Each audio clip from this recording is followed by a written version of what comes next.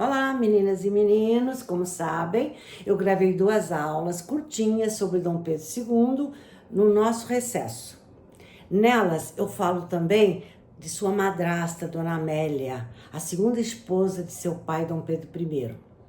Ele era uma criança e ela uma linda jovem quando se separaram, tá? Mas houve um reencontro 40 anos depois. E ele registra esse encontro no seu diário, tá? Mostrando como ficara impressionado com a mudança dela. Também 40 anos depois, né? Achou adoentada, achou idosa, não mais aquela mulher linda que ele tinha na ideia, né? Bom, e nessas gravações que eu mandei, também falei de outras viagens que ele fizera. Ele viajou muito, né, durante o seu governo, né? Não só na América, também na Europa. Bom, ele fez várias e várias viagens que eu já falei, Estados Unidos, França, Espanha, Portugal, etc, etc.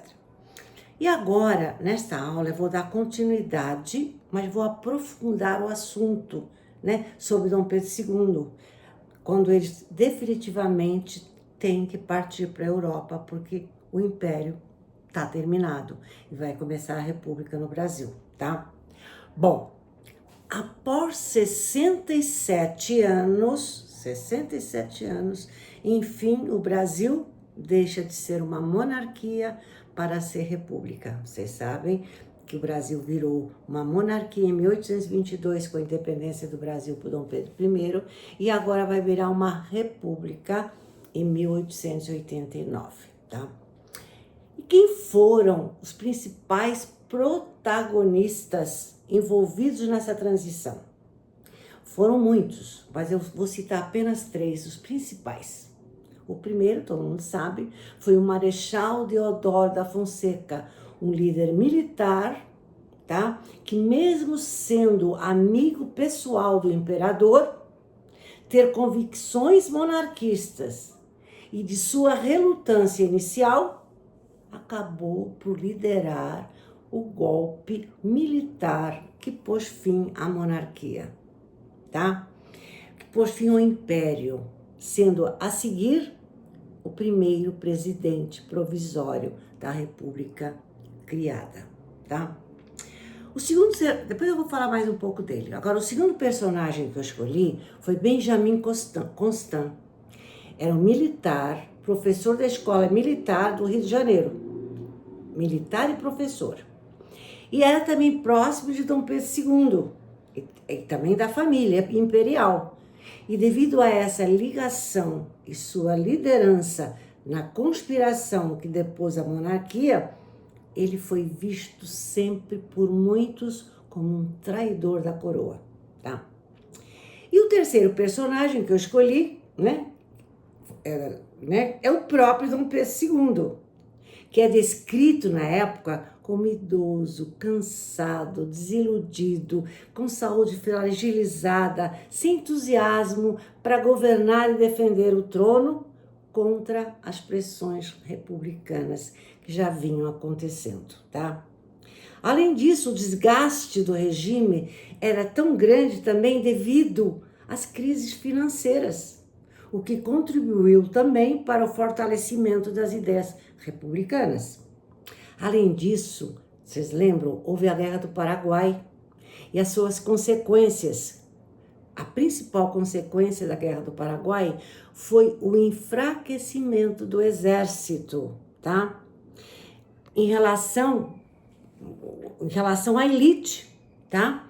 Então, a elite cresceu e o exército se enfraqueceu. Mas não posso deixar de lado o papel da maçonaria, muito importante nessa passagem da história do Brasil. Olha só, a maçonaria, mesmo atuando nos bastidores da política, influenciou e muito os ideais liberais e positivistas de liberdade, igualdade e fraternidade.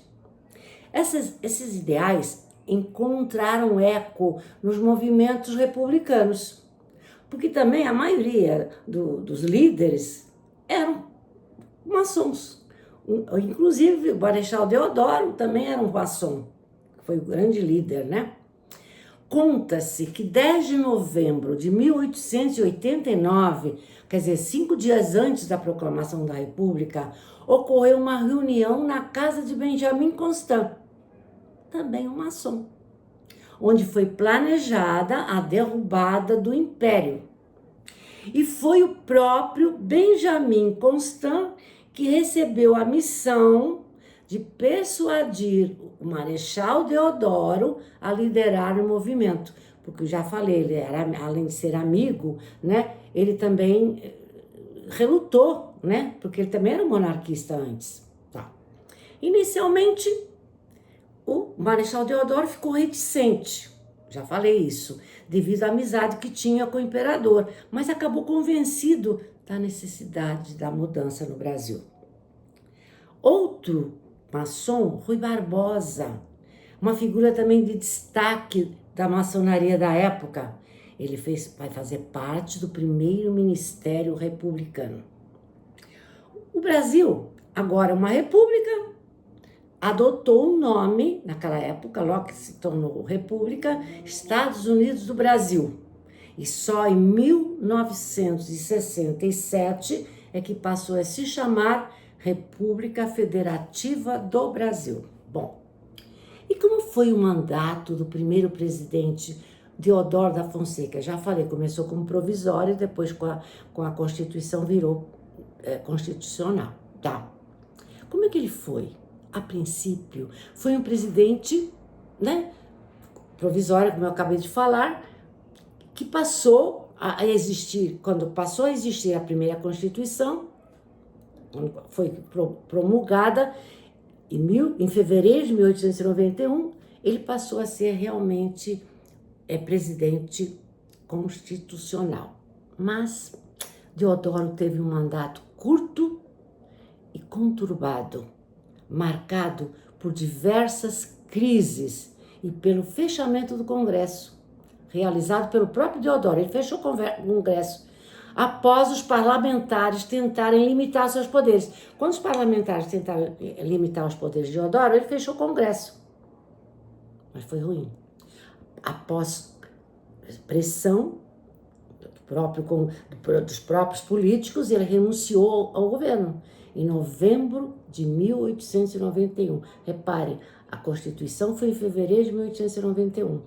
E em novembro ele renunciou. Com isso, Floriano Peixoto, seu vice, assume a presidência. Sobre Floriano Peixoto eu falarei na próxima aula.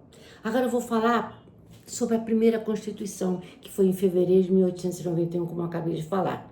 Dia 24 de fevereiro de 1891. Eu vou falar alguns itens da Constituição. Vocês sabem que antes era império, agora é república, tinha que ter uma Constituição, tá? Vou dar alguns itens. Ocorreu a separação entre Estado e Igreja.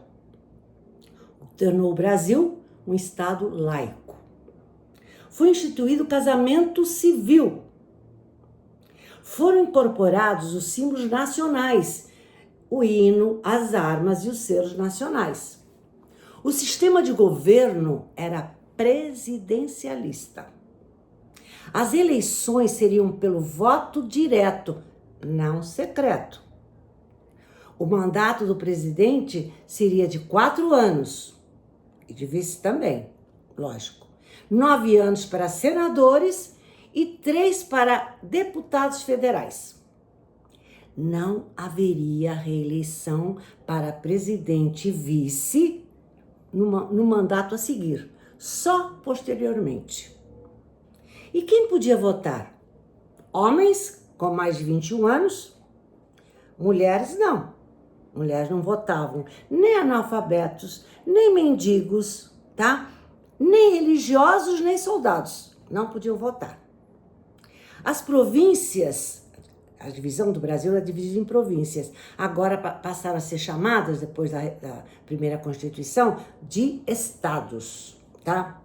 E cada estado teve sua Constituição, mas organizada sempre em relação à Constituição Federal. Para terminar, não posso deixar de falar numa consequência que ocorreu quando Deodoro fechou o Congresso, em 1891, em novembro, lembram?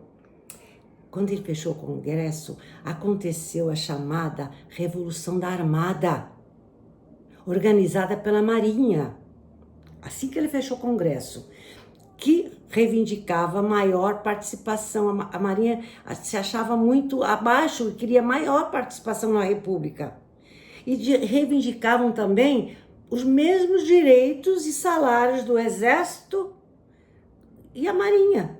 Queriam mesmo os salários, eles achavam que eles tinham salários muito mais baixos. Mas o principal objetivo dessa revolta da Armada era forçar Deodoro a reabrir o Congresso. E vou ficar por aqui. Na próxima eu vou falar sobre Floriano.